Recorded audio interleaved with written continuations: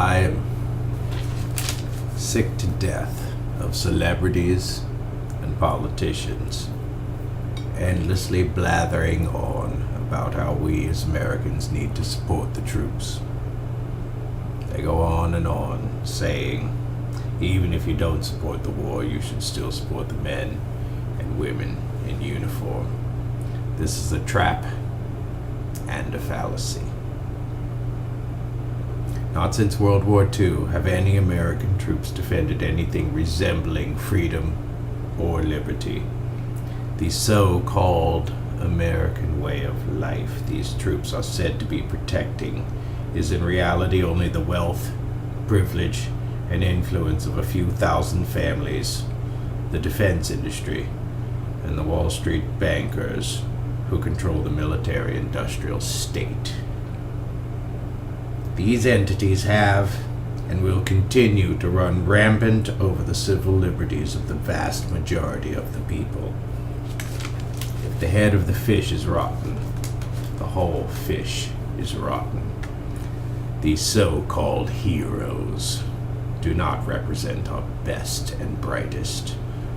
That is a ridiculous supposition.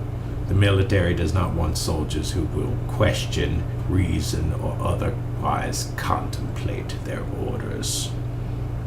What they do want are the ready, willing, and able offspring of both the rural and inner city disenfranchised, whose ignorance of geopolitical realities and facile, easily influenced minds make them perfect candidates for brainwashing. Your average enlisted soldier appears to have an IQ somewhere between 60 and 85. After all, how can one question authority when one is unable even to comprehend the questions? I feel sorry for the troops, but that does not equate to support.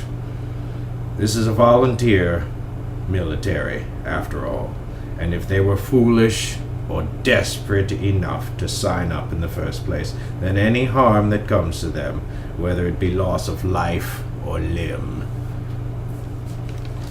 is merely a consequence of that folly. We should not bemoan their fate, but rather be emboldened by the fact that there is one less idiot thug to stand in the way of the coming revolution. Here's my advice for what it's worth. Those living in trailer parks and government-subsidized housing projects, do not buy your children game consoles. Do not prepare and indoctrinate them to be more fodder for the war machine. Buy them good, old-fashioned books of philosophy, literature, and poetry. Allow them to follow whatever dreams they have with no regard to finance or security. A life lived for art, no matter how difficult, will always be more fulfilling than one spent in thrall to the whims of evil overlords. Do not let your children be a cog in the wheel of de-evolution. Free their minds, and their spirits will follow.